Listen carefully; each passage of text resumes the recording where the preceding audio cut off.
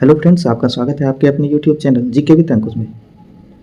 आज के इस वीडियो में मैं आपको बताऊंगा कि करंट अफेयर्स के लिए किस तरह से तैयारी करना है और किस तरह से मैंने तैयारी किया था। तो चलिए स्टार्ट करते हैं। सबसे पहले तो करंट अफेयर्स के लिए आपको इतना परेशान होने की ज़रूरत नहीं है, क्योंकि आप कितना भी पढ़ लें, अगर 10 करंट अफेयर्स पूछा गया है तो उसमें आप 5 से 6 या 6 से 7 इतना का ही आंसर दे पाएंगे। इसके आगे आप आंसर दे ही नहीं पाते, चाहे आप काहे 1 साल क्यों ना सिर्फ करंट अफेयर्स पढ़े हों। तो कैसे पढ़ना है? एकदम स्मार्टली पढ़ना है। सिर्फ 2 बुक पढ़ना है, और वो भी एग्जाम से सिर्फ 1 मंथ पहले। 2 बुक पढ़ना है और वो भी सिर्फ 1 मंथ पहले। ये जो 2 बुक का नाम मैं बता रहा हूँ, इसमें थ्योरी भी रहता है और लास्ट में एमसीक्यू रहता है। वो भी एमसीक्यू 1-2 नहीं, बल्कि कम से कम 1000 के लगभग एमसीक्यू रहता है। तो आपको पढ़ना कैसे है?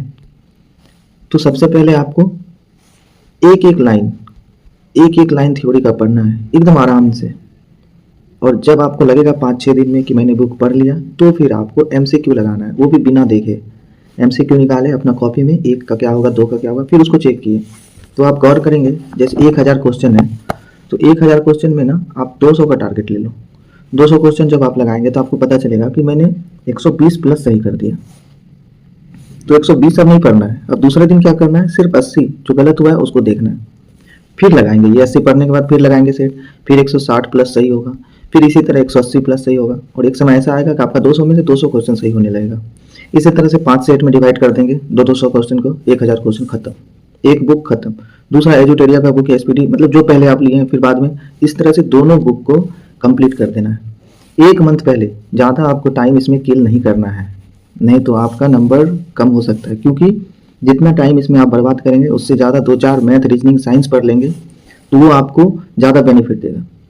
क्योंकि मैथ, साइंस, रीजनिंग का सिलेबस लिमिटेड है, लेकिन करंट अफेयर्स जीके का सिलेबस जो है बहुत ही ज़्यादा लेंदी है और बहुत ही ब्रॉड है। तो इसके लड़ने का चांस सिर्फ 30 से 40% रहता है। अगर आपका किस्मत बहुत अच्छा रहा तो 60 to 70%, 60-70 नहीं, 50 से 60% ही लड़ेगा। चलिए एग्जाम्पल के तहत हम आपको बताते हैं। मान लीजिए 10 क्वेश्चन पूछा, उसमें से 4 क्वेश्चन तो सबको आता होगा। ऐसे रहते होंगे 4 क्वेश्चन जो नहीं भी, मतलब हल्का भी तैयारी में है ना, उसको भी आता होगा ये 4 क्वेश्चन। 5 से 6 क्वेश्चन वो अटेम्प्ट करेगा जो थोड़ा बहुत पढ़ा है। थोड़ा बहुत का मतलब जो मैं आपको बता रहा हूँ कि 1 महीना पहले भी पढ़ेंगे तो आपका 5 से 6 सही होने के चांस 100% है। 6 से 7 किसके सही होंगे? जो पूरे साल मेहनत किया है करंट अफेयर्स पे, 10 में से 6 से 7 सही करेंगे वो। तो आपको लगेगा कि 10 में से 10 कौन सही करता होगा? 10 में से 10 कोई भी सही नहीं करता है, ये मैं लिख के देता हूँ। क्योंकि करंट अफेयर्स या जीके में 2 से 4 ऐसे क्वेश्चन होते हैं जो किसी को नहीं आता है। यहाँ तक कि आप अगर एक बार इसको गूगल में भी सर्च करेंगे तो वो भी एक बार में नहीं बताएगा कि इसका आंसर क्या होगा। इतना लेंथी टाइप का रहता है, मतलब कि आउट ऑफ सिलेबस, बेकार। वो सिर्फ छोड़ने के लिए बनते हैं 2 से 4 क्वेश्चन। तो ये आप ध्यान रखिएगा, आप करंट अफेयर्स के पीछे इतना दिमाग मत लगाइए। और सिर्फ 2 बुक 1 महीना पहले। मैं आपको 2 बुक दिखा रहा हूँ, ये देखिए। पहला बुक है एजुटेरिया का, ये 1.5 साल के लिए, 1.5 साल को कवर किया इसने। तो ये भी बुक आप ले सकते हैं, बस इसमें आप 2023 से 24 लेंगे। ये 21 से 22 है, ये मैं सिर्फ आपको एक एग्जांपल के तहत दिखा रहा हूँ। और देखिए रेलवे स्पेशल करंट सहित, यानी कि प्रीवियस ईयर में जैसे रेलवे पूछा है उसको भी फॉलो करता है। इसी तरह से करंट अफेयर जो है वो स्पीडी का है, ये भी देखिए 1 साल का है, वार्षिक अंक। इसमें 2200 प्लस क्वेश्चन, बहुत होते हैं 2200 प्लस क्वेश्चन। इसमें क्या क्या देखिए, मेन जो है मुख्य आकर्षण, ये स्टूडेंट के हित के लिए ही बनाया गया है। ये मैं कोई इसका पेड रिव्यू नहीं कर रहा हूँ, मैंने जिस तरह से पढ़ा है वो मैं बता रहा हूँ। ज्ञानपीठ पुरस्कार, फिल्म फेयर पुरस्कार, दादा साहब फाल्के, ग्रेमी अवार्ड तो नहीं पूछता है, भारत रत्न। बजट से बहुत सारे क्वेश्चन आते हैं, इसको एक एक लाइन पढ़िएगा, बहुत ही इत्मीनान से पढ़िएगा। बजट से क्वेश्चन आते हैं। विभिन्न सूचकांक रिपोर्ट, केंद्र सरकार की योजनाएं, ये भी बहुत कम हाईलाइटेड, ज़्यादातर एमपी, झारखंड, ये सब को पूछते हैं। सैन्य अभ्यास, ये इंपॉर्टेंट है। विज्ञान प्रौद्योगिकी तो एकदम मोस्ट इंपॉर्टेंट है। सम्मेलन समारोह नहीं पूछता है। तो इसमें से कुछ कुछ जो टॉपिक है वो हाईलाइट कर दिया है, तो इसको भी आप बढ़िया से पढ़ेंगे। और ये हिंदी और इंग्लिश दोनों मीडियम वाले स्टूडेंट के लिए ये बुक आती है। तो ऐसा नहीं है कि जो हिंदी में पढ़े हैं उसी के लिए है सिर्फ, नहीं, ये इंग्लिश में भी आता है। तो ठीक है,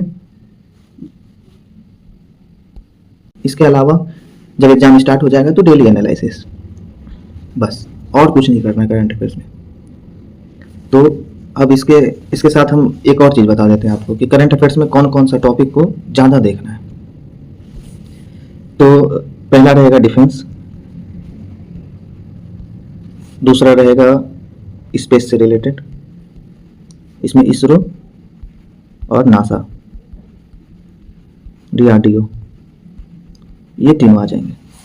इसके बाद रहेगा खेल से संबंधित, अवार्ड से संबंधित, उसके बाद आपका रहेगा इंडेक्स भी इम्पोर्टेंट है, इंडेक्स भी देख लेंगे, और न्यू अपॉइंटमेंट जो भी है। तो ये जो 5-6 हम टॉपिक आपको बताए हैं, सिर्फ इस पे ज़्यादा फोकस, पढ़ना तो पूरा बुक है लेकिन ये 5-6 टॉपिक पे ज़्यादा फोकस करना है। तो आप देखेंगे प्रीवियस ईयर के क्वेश्चन भी उठा के आप देखेंगे, इसी टॉपिक से आपको 4 से 5 क्वेश्चन रहेंगे। ठीक, तो स्मार्ट तरीके से पढ़िए, और हम चाहते हैं कि आप भी 100 परसेंटाइल लाएँ, और 100 परसेंटाइल लाना कोई बड़ी बात नहीं है, आज के डेट में ये पॉसिबल है। तो मिलते हैं नेक्स्ट वीडियो में हम आपको बताएंगे कि स्टैटिक जीके में क्या पढ़ना है। ठीक है, स्टैटिक जीके में आपको कौन कौन सा टॉपिक पढ़ना है और क्या पढ़ना है, कितना पढ़ना है। तो मिलते हैं नेक्स्ट वीडियो में, तब तक के लिए जय हिंद।